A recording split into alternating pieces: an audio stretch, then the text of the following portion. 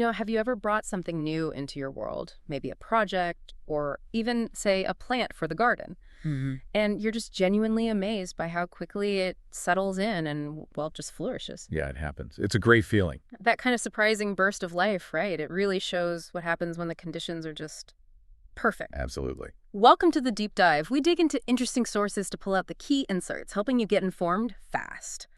Today, we're looking at some really neat observations from a gardener named Ang. It's all about the rain lily. Ah, the rain lily. A fascinating one. Definitely. Our mission here is to unpack Ang's notes. These were published September 7th, 2025, titled Notes on Gardening, Part 642, The Fast Growth of Rain Lily. We want to explore its surprisingly quick start, what triggers its blooms, a subtle problem Ang spotted, and even Ang's plans for the future. Sounds like a great case study. A real gardener's journey. It really is. So Ang kicks things off, noting this incredibly fast start. They say, the rain lily bulb I bought a week ago has acclimated well to its new home and is growing remarkably fast. Wow, 1 week. I know, right? A week. And Ang adds, it's a prolific and moderately fast grower. What does that speed tell us? Is that unusual for a bulb? Oh, it's definitely impressive. Acclimated well in just 7 days. That signals exceptional resilience. Resilience, okay. Yeah, because many plants go through transplant shock. Yeah. They might just sit there looking unhappy for weeks, maybe longer, while they adjust. Sure, I've seen that. So for a rain lily to not just adjust, but to start growing remarkably fast in that time frame, well, shows real vigor, innate adaptability. It suggests it found a place it really likes quickly. So it's more than just coping with the change, it's actively taking advantage of it. Exactly. That's a Right. good way to put it. It's embracing the new environment. Right.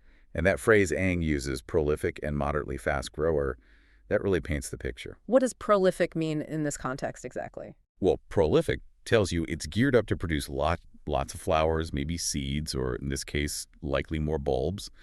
Combine that with moderately fast, and you get a plant that's not just quick off the mark, but keeps growing steadily. Ah, okay. Consistent. Yeah, a kind of powerhouse built for sustained growth. That's why they can be so rewarding to watch. For you, the observer, it shows that sometimes nature gives you that instant gratification, that dramatic result when everything aligns. It makes sense. But then Ang points out something even more specific about this plant, connecting it directly to its name. The rain lily name, yes, it's quite literal. Right. Ang notes, as the name suggests, rain lilies tend to grow and bloom after a significant rainfall, which we've had over the past few days. So it's not just a nice name, it's a description of how it works. Precisely. Ang's observation nails it. This is a classic example of a plant adapting to specific environmental cues. For rain lilies, a significant rainfall is the main trigger. A trigger for what exactly? Just growth? For both growth and blooming.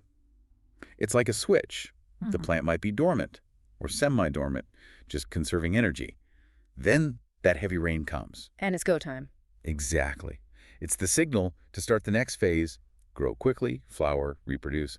It's a finely tuned physiological response. That's fascinating. Yeah. So how does it tell the difference between just a bit of drizzle and a significant rainfall? Is it the amount of water? It's primarily about the volume and, crucially, the duration of the moisture. The plant senses that the soil is thoroughly soaked, reliably wet. Ah, okay. Reliability. Yes, this ensures there's enough water available to support the whole process, especially flowering, which takes a lot of energy. It's a smart survival strategy, particularly in places where rain might be seasonal or unpredictable. So it times its big push for when conditions are best. Perfectly put. It optimizes its chances of reproductive success. It's just a really elegant example of how life syncs up with its environment, reading nature's rhythms. It really makes you think about all the subtle cues happening around us that we don't even notice. But even with this quick growth and the perfect rain trigger, Ang, being a careful gardener, spots a potential issue, a concern. Always something to watch, isn't it? Seems so. Ang writes, however, I'm concerned about whether the microclimate where it's planted gets the minimum requirement of 6 hours of full sun per day. Okay, that's a very specific and important observation. Yeah. The microclimate aspect.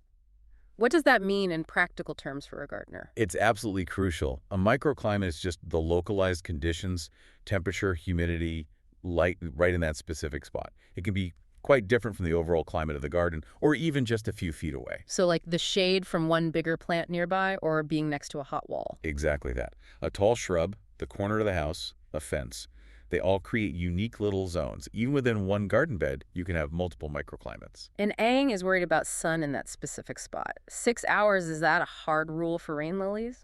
For many flowering plants, including rain lilies, that 6 hours of full sun is often considered the minimum threshold for optimal performance. Optimal meaning. Meaning not just survival, but vigorous growth, abundant flowering, and energy storage for the future, like making those bulblets Aang hopes for. Photosynthesis is the engine, and sunlight is the fuel. Less than 6 hours, and it might still grow, especially if the rain trigger worked, but it probably won't flower as well or multiply as readily. It might weaken over time. So even if it looks great now after the rain? It might struggle long-term without enough sun energy. Aang's catching a potential sustained health issue, not just an initial one. That's really insightful. It shows the difference between just planting something and truly observing it. It really does. Aang's focus on the microclimate is a great lesson, actually. Whether it's a garden or any complex system, the hyperlocal conditions often matter more than the averages. You need that granular observation. That makes a lot of sense. Looking beyond the big picture to the critical details, and Aang is already thinking ahead, applying that detailed approach to the future. Planning the next steps. Yeah, Aang writes, let's see if the mother bulb produces more bulblets so we can propagate more in different microclimates around each gardening areas. There's a mix of hope and experimentation there. It's a very natural progression for a curious gardener. Those bulblets Aang mentions, that's the plant's way of cloning itself, basically. Roning, okay. Well, asexual reproduction. The main bulb, the mother, produces little offsets, genetically identical baby bulbs. You can carefully separate these and plant them, and boom, new rain lilies. It's a common way they multiply. So Aang is hoping the plant does its natural thing. Exactly. Hoping for those bulblets is step one for propagation. Very practical. But Aang doesn't just want more plants, right? They specifically mention planting them in different microclimates. What's the thinking there? Now that's the really clever part. That's moving from just growing to active learning. It's like setting up mini experiments. How? By taking those genetically identical bulblets and placing them in spots with slightly different conditions. Maybe one gets more morning sun, another more afternoon shade. Perhaps one spot is a bit drier. Aang can directly compare how they perform. I see. Like A/B testing for plants. Kind of, yeah. It lets Aang figure out empirically, through observation, what the ideal spot for a rain lily is in their specific garden. Not just relying on general advice, but finding out firsthand. And understanding its limits, too, maybe. Precisely. How much shade can it tolerate? Does it prefer morning or afternoon sun? This hands-on approach builds a much deeper understanding of the plant's needs and tolerances. It ensures better success in the long run. It's really gardening as a science, almost. A cycle of observation, hypothesis, and testing. You could definitely see it that way. It's driven by curiosity and a desire to optimize to help the plant truly thrive. It's quite inspiring, actually. Turning simple observations into a plan for deeper knowledge. Okay, so let's recap this journey with Aang and the rain lily, based on these notes on gardening. We started with that, frankly, amazing speed, the bulb acclimating and growing strongly within just 1 week. Real get up and go. Impressive vigor. Then, the elegant connection to its name, the way significant rainfall acts as a direct trigger for growth and blooming, nature's timing. A beautiful adaptation. Followed by Aang's sharp-eyed concern about the microclimate, specifically hitting that crucial minimum of 6 hours of full sun for long-term health. That attention to detail, yeah. And finally, the forward-looking plan. Hoping for bulblets not just to get more plants, but to intentionally test them in different microclimates, learning by doing. A really smart, iterative approach. So the key takeaways seem to be, rain lilies can be remarkably quick to establish if happy. Their blooming is tightly linked to significant rain events. And sustained success hinges on meeting specific needs, like that 6-hour sun minimum, which might vary even within a small area due to microclimates. That sums it up well. Vigor, trigger, specific needs. Considering Aang's experience here, that rapid start, the specific needs identified, the plan to experiment and optimize, it leaves us with a thought, doesn't it? Think about your own world, the systems or projects you're part of.